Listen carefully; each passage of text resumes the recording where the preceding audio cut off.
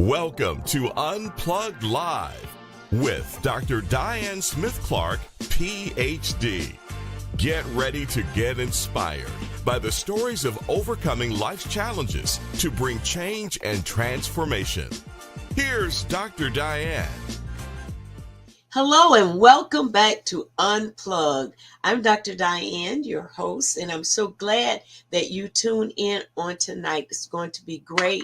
We're going to talk about how mental health impacts the level of crime that is happening in our community. But first, before we get to the show, I want to remind you that September 30th, we're doing a big event, Motown Review. And at that celebration, we're going to have great food, fun, live band, the Groove Coalition, DJ Charles Scantlin is going to be there to help us enjoy the iconic tunes of Motown. You don't want to miss the celebration. And as an added bonus, we're going to be celebrating grandparents who are raising their grandchildren.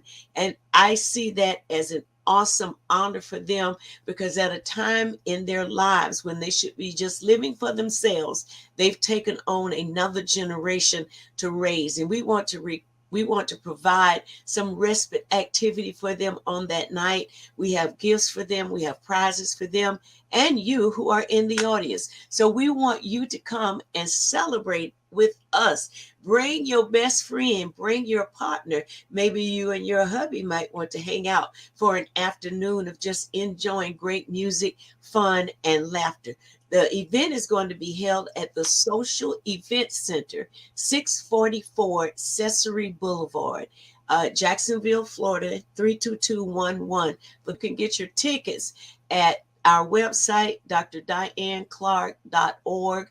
That's drdianeclark.org, or you can get them on Eventbrite. If you call us at 904-476-1104, we will make sure to get a ticket to you. Thank you so much. And now let's go on with our show. And listen, if you're enjoying the show, please comment, like, share, and subscribe to our social media platforms. We would appreciate you building our algorithms. And now I'm going to introduce our guest, who happens to be a friend of mine. Her name is Dr. Frida Doxey, and she is the CEO of A Wise Company, LLC. And I'm going to bring her on stage and let her further introduce herself and her talents. Hi, Frida.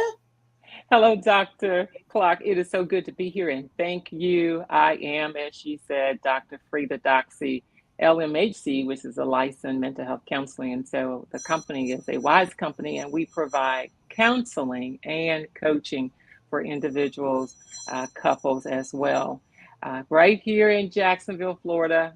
But I should say also, I provide one-on-one therapy sessions and coaching sessions across these United States. I am licensed in the state of Florida and the good old state of Texas. So I do have clients when it comes to counseling who are in Florida and in Texas. And so I've been doing this for quite some time. Started in Texas, and then we relocated to Atlanta, Georgia. So I was in Atlanta for several years, and then we came here to the wonderful city of Jacksonville, Florida, where I have a private practice here, as well as I had one in the state of Georgia. So I've been on this journey for a long time, and my practice is based on renewing minds and transforming lives. That can be found out of Romans chapter 12, 1 and 2, where it says, "Be ye transformed by the renewing of your mind." And in my practice, I found not just only scripture or spiritually, but it's also apropos when it comes to cognitive behavioral therapy. It's what's going on in the mind that allows us to do what we do and say what we say. So that is my inroad to CBT. Is known as cognitive behavioral therapy. That is awesome. You have quite a career designed for yourself and your accomplishments. We celebrate you with all that you're doing and how you're helping our communities to be better. Frida, today, tonight I want us to talk about how mental health impacts crime. We've had quite a bit of crime that has happened here in our community in Jacksonville, not to mention the shooting that was done at the Dollar General that upset the city. I mean, such just useless crime, useless drama. And I'd like for you to talk about how the quality of our minds can affect what we do in relationship to our emotions. Exactly. And making reference to the incident here in Jacksonville, Florida, where the young man stated, and it has been quoted, that he had a mental health issues for some time and unfortunately made a decision to take the lives of several individuals as well as his own life. Let's debunk a myth. And one of the myths is that mental health leads to violent acts. The statistic shows that 3 to 4%, only 3 to 4% of violent acts can be contributed to individuals with mental health. What we see is that sometimes these acts of violence are so dramatic and so devastating that it balloons the effect that mental health is the driving force behind it. The other part to that is not taken away from the crime that has been committed here in Jacksonville and other cities throughout these United States is when you look at the statistics, actually 10 to 15% of mental health crime, when it happens, it is done to someone with a mental health issue. So that number is greater where they are victims of crime. So let's break that down. Let's take a look at the first one. Yes, it does happen. And when you look at the statistics, it can be, and sometimes people who do come forth, we find out that their diagnosis may be major depressive disorder. It may be schizophrenic or anything in that category where you have delusions or hallucination of any sort. It may also, you may hear that they were diagnosed with bipolar disorder. Those seems to be the ones that are stated more so than any other diagnosis. You will also have others with different diagnoses. When you look at women, when they commit crime, mental health is also, when it comes to abuse. So when there is domestic violence, you may see, and sometimes you don't see or hear this in the news as often, that those women who are incarcerated or in prison or jail committed the crime that was committed against them. So they were first the victim of domestic violence, which is also diagnosable for the, let's say it's the female, men are also victim of domestic violence. And so when that person decides to protect themselves against the onslaught of constant being abused, you do have where those individuals commit a deadly crime and it is considered murder or however they may categorize it in a particular state. So you can see that when you look at the statistics, it is, let's add balance to it, where you have those who schizophrenic diagnosis, bipolar diagnosis, and let's just say where there is some delusion. It may not just always be a delusional effect or a hallucinatory effect. It could also be the person has had a mental break where they are no longer really consciously, and this is all, if you will, psychiatric. So when you're looking on the outside, it's like, oh, he knew exactly what he was doing because he said it and he lines this up. So as much as possible, and what that is our human reaction to trauma. So not only was the individuals who were murdered traumatized when they, saw what they saw with the individual here in Jacksonville, but also the community. I think about EWU community at Waters University, the students, the parents, so many of us, right? As we heard about it, we is what we call indirect trauma. So we imagine in our minds what that was like, and most people take on the imagination of the victim. What would it be like to be faced with a gun? And we experience, excuse me, trauma in that way. And so it's not taken away from what happened. Our prayers, my prayer, do go out to all the families. So you think about the parents of the individual, the guy who took his life. They too are experiencing trauma. So it's like a ripple effect that goes throughout the community. So when we look at that, we have to take a look at the statistics and add balance to it. And if I may, let's take a look at part B. They are victim as well. So Yes. I don't know the history of the young man, but when we look at other records, and what I mean by that, other cases, we'll see there were some incidents where that person was also victimized themselves. I am not giving kudos to committing crimes. Let's be very clear about that, right? Yes. Yes. But let's take a look at how many. When you look at 10 to 20% of victims, and that could be any diagnosis. That could be diagnosis when it comes to the ones I mentioned earlier. It could be those who may be experiencing a major depressive disorder and at a state where they're having a mental break. It could also be those who are traumatized and they are victims of crimes as it relates to because of their anxiety, and the list can go on and on and on. So as we add balance, it is a pull on our empathy. Right? It is hard to have empathy. I know. And this is public knowledge when I think about dear friends, the Stanfords, and what they experienced, that trauma that they experienced, how that victimized them as well.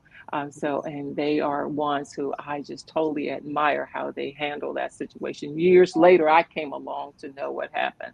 So let's get all the facts. Yeah. So as much as possible, let's get the facts, and let's avoid spewing out myths, Hmm. and let's avoid and be like a friend of mine. She said, "This is my opinion." Let's use that inroad. This is my opinion that Right. Right. people with mental health are committing all these crimes so gently, and we do hear, if we can go back in history, Dahmer, I hope I pronounced his name right, and how the horrendous crimes that he committed in his mental health state. It is the crime sometimes, if not all the times, just overwhelms us when we look at the person or persons who may have committed those crimes in their mental health state. If I can add here as well, so what do we need to do? What do we need to do? As I said before, let's get the facts. Let's Right. get the facts.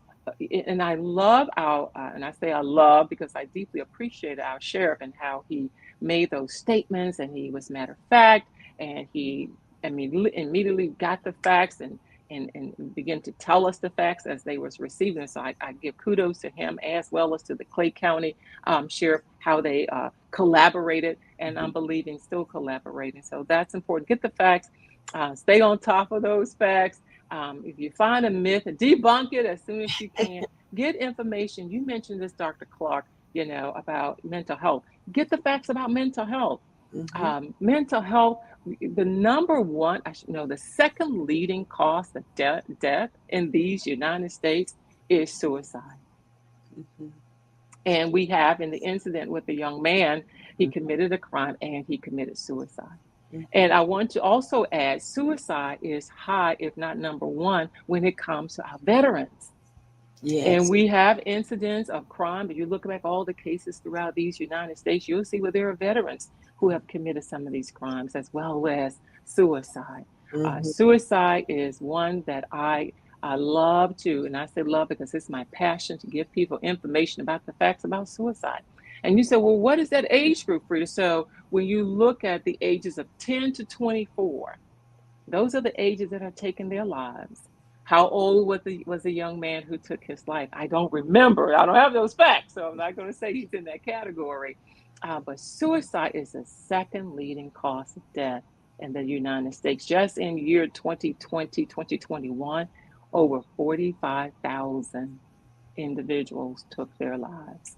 Some of those was diagnosed with a mental health, and the other part of this is when it comes to mental health is sometimes, if not most of the times, we I forgot the numbers, but there's a large number of us who have a mental health issue, but we do not get help. Right. And And those undiagnosed cases can only worsen over time if you don't seek out help or remedy. Um, Frida, I want you to talk about, I heard you mention bipolar, and it's all over the TV. They have 2 or 3 drugs now that's supposed to help patients with that. Would you explain what exactly is bipolar? I think they have 1 and 2, and how that impacts individuals in the community, in their work life, in their social life. Could you talk a little bit about that? yes, so there is it diagnosed as bipolar 1 or bipolar 2, and there are several criterias to that individuals will meet to be diagnosed with bipolar 1 or bipolar 2. Mhm. Once again, get the facts. Family members, you can go to SAMHSA, you can go to NAMI, NAMI.org, and you can get legitimate, and I say legitimate because it's research based, and they are also connected with SAMHSA. SAMHSA stands for Substance Abuse Mental Health, right? Association Agency. Now because they gather all the facts, they gather the research, so you get some research based information, so you'll know what are the categories and characteristics to be diagnosed with bipolar 1 or bipolar 2. So once you get those facts, avoid diagnosing your family members. Do not become a therapist. And I say Okay. that with laughter because it happens so often.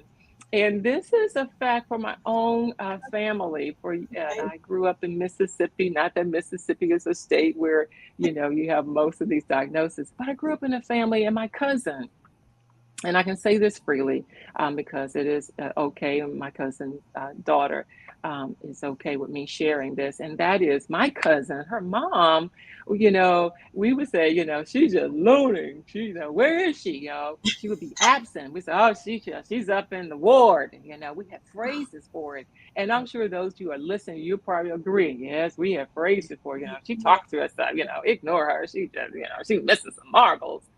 We did not know, and we did not have that information. And unfortunately, for the Black community in particular, and there are other communities I find in my years of practice, and usually in those communities where people of color, we do not talk about it. We do not discuss it. It's silence. What's in the family stays in the family. And unfortunately, what's in the family stays in the family is that this mental health issue becomes like a snowball effect. And so years later, true, years later, I am adult and I'm doing therapy as a therapist. And I realized, wow, my cousin had a diagnosis, schizoaffective bipolar. And I Oh, remember sharing it with her sister, my I call her my sister cousin. And we both talked about as we was growing up, it was not talked about. So we did not know the diagnosis. We just label it. And I say to everyone listening, please avoid labeling. Yeah, we were growing up. We didn't know any better, but I don't want to excuse that. Today, there's too much access to information. So with those characteristics, bipolar means like polarization on a battery. You have positive and negative, right? So the same thing, you're going to have a positive and a negative emotional state. It could be depression as well as anxiety. It could be also major depression. That depression can look like many things. I don't have to list. I would prefer to give you the actual characteristics. I don't like, giving summaries. But look up on NAMI, and yes, I'm a supporter of NAMI. It's a nonprofit organization, NAMI.org, and you can get those categories. So yes, there's medication. So doctors, medical doctors, I am not a medical doctor that can prescribe medication.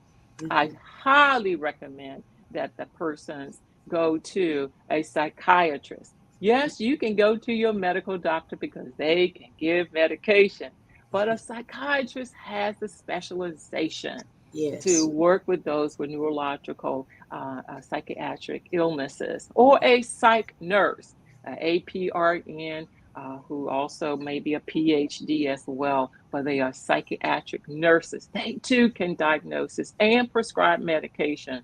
Borlar is one of those medications that's out there. Once again, I'm a strong purporter, Dr. Clark, and I advocate for my clients, and I teach them advocate for yourself.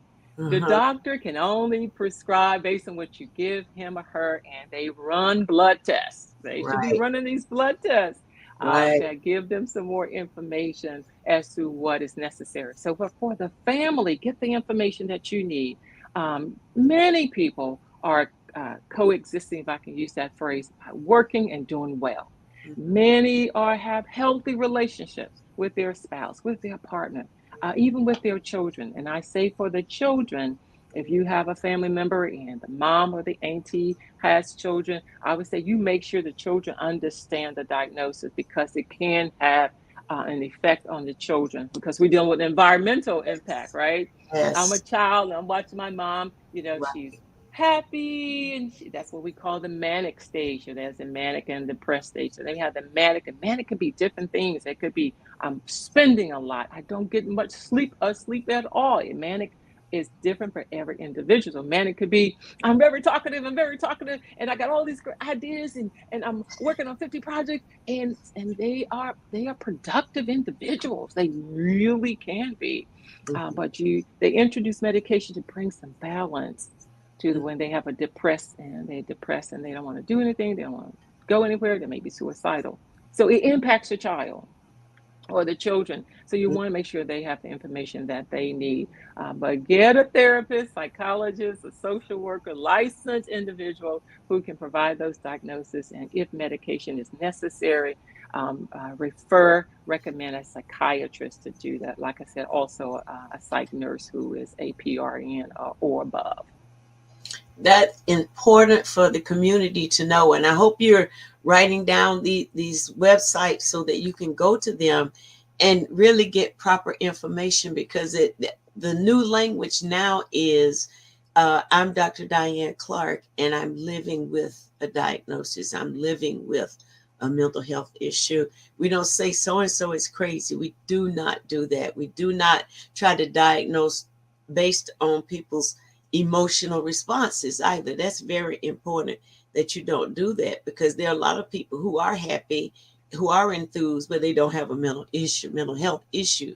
But it is so important to pay attention to your mental health because it drives the quality of your life. So, Frida, let's talk about having a healthy mindset, developing. Yes. I know. Developing a healthy Yes. mindset. What does that look like Mm-hmm. in this rat race that we're in now with Mm-hmm. political disruption, distress in the environment, storms, droughts, people losing their homes, the fires in Hawaii and Canada, and there's so many calamities around. If you're not careful and you don't have a healthy mindset toward those things, it can create a slight state of depression with you. And you don't want to let that get too far. Yes, you saw my response when you said Yeah, healthy mindset. It's like, yeah, oh, relief. Yes, and can I add, healthy mindset is not the boom, that's it. I get it, I'm good. It's right. a process. Why? Because life keeps happening. Mm-hmm. Who in Hawaii thought that was going to happen, right? Who in Canada thought that was going to happen, right? Even us here in Florida, and those of us who experience hurricanes, it's like hurricane season, right? We get that one hurricane season. Oh God, is it going to happen? I'm in the right zone, right? It is not just on, but it's anywhere you are. You have your own set of calamities. You may have the dust storm. You may have the rainstorms, the mudslides, and the list goes on and on and on. We've talked about natural occurrences, but life happens when, like 2020, pandemic, boo. Mm-hmm. We have heard of pandemics. We lived through some. Come on now, West Nile virus. You're right. We've had this thing every year or every other year, there's a pandemic. And I mentioned West Nile virus because it hit close to home. My husband was diagnosed with West Nile virus. And if I can plug here, I agree with Dr. Clark when she said, I did not say my husband had, you know, Mm-hmm. West Nile. I said he was diagnosed with West Nile virus, and it boom, it hit home because we at that time remember it's the mosquito. Don't go outside. Did the mosquito? Yeah. And so there was this trauma. Remember I talked about earlier. We all traumatized in some way, right? With that. Well, that happened to me. Don't go outside. Cover yourself. And because of my walk as a Christian and our prayer life, I immediately knew where to go first and foremost, and that was to prayer, not excluding.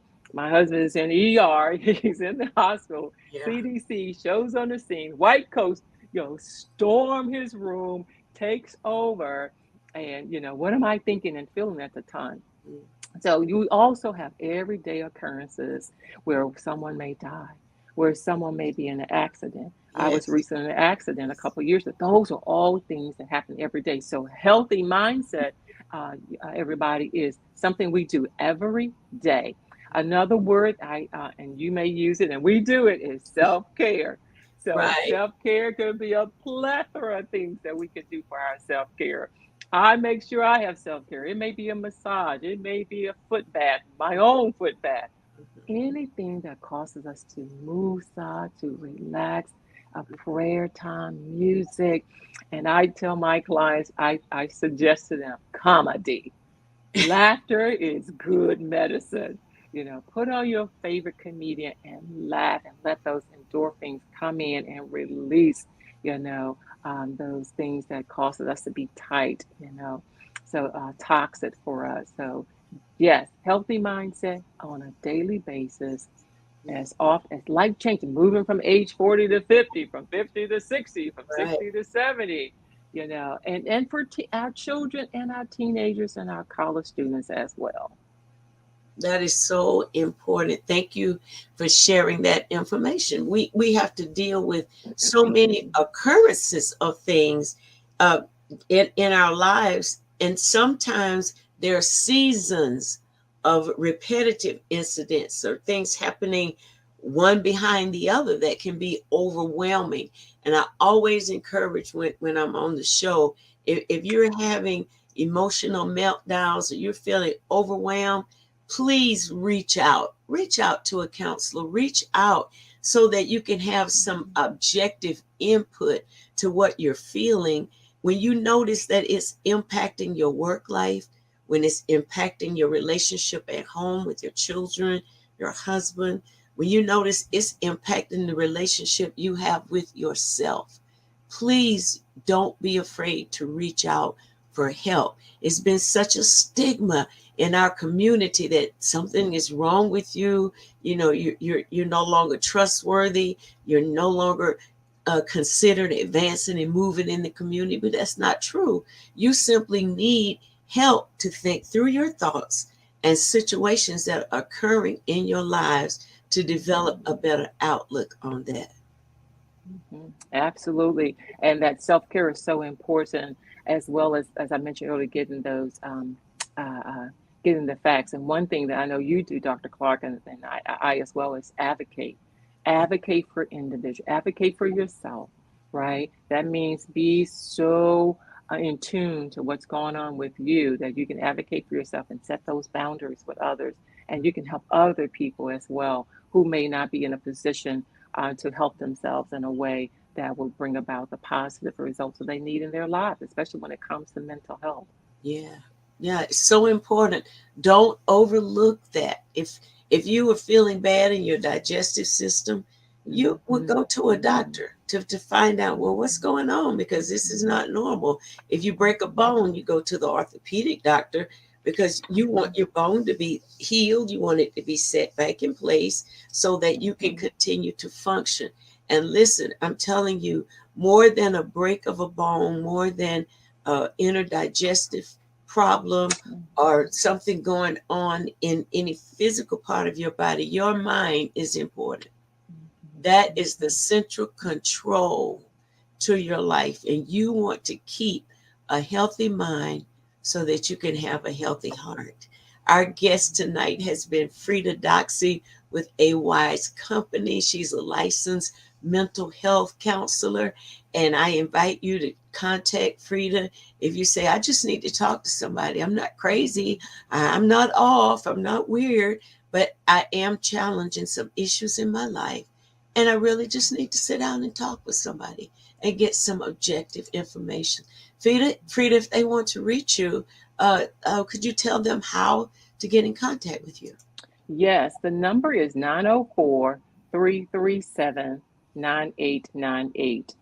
You can go to the website, which is A Wise Company, all one word. I'm sorry, awise.company. awise.company. That's different, I know. awise.company. And if I may also add, I mentioned veterans early. We are having an event November 10 and 11. November 10th is Veterans Day. But we're doing it that evening. It's a celebration, an all-white celebration that Friday night where we are going to celebrate the advancement of women and honor our women veterans. And then that Saturday, we'll have panelists and guest speakers, live entertainment and workshops right in the same room with lunch and a brief breakfast for that morning, where once again, we are celebrating the advancement of women and honoring women veterans. And some of the proceeds will go to the Northeast Women's Veterans Center right here in Jacksonville, Florida. That's one of my passions. So go to my website, and we'll also have information if you follow me on Facebook about the event, because we want you to register. Men and women, the entire community is going to come out. We're going to celebrate the advancement of women and honor our women veterans. So again, my number is 904-337-9898. All right. Thank you so much, Frida, for being a guest on the show. We've enjoyed your commentary, and thank you again. You're welcome. Thank you. All right. How many enjoyed that? We had some factual information that would benefit us in really digesting situations and things that are happening around us. Listen, don't suffer in silence. Reach out to someone and get help.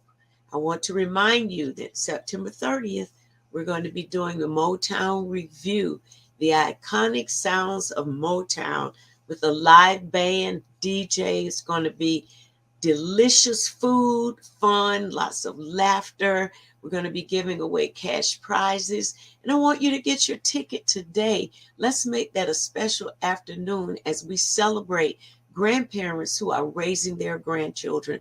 I think it is so necessary that we recognize our seniors, because they are the bedrock of our community.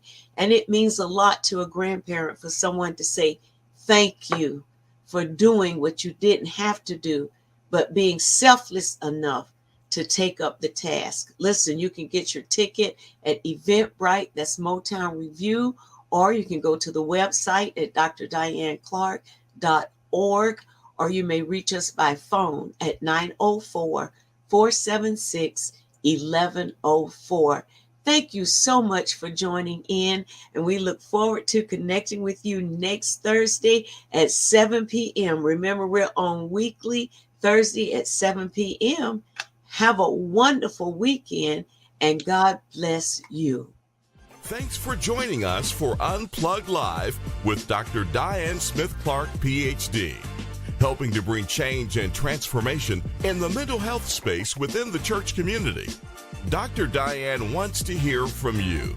If you have any questions, comments, guest recommendations, or program topic ideas, visit DianeUnplugged.com and click the Contact Us link. Dr. Diane also appreciates your prayers and your financial support. You can give online at DianeUnplugged.com and select Donate. If your business or ministry organization is interested in sponsoring this program, you can go to DianeUnplugged.com and click the Contact Us link. Unplugged Live is on all the social media platforms. Just search Dr. Diane Smith-Clark, follow, and subscribe. Unplugged Live with Dr. Diane Smith-Clark, PhD. Healthy mind, wealthy life.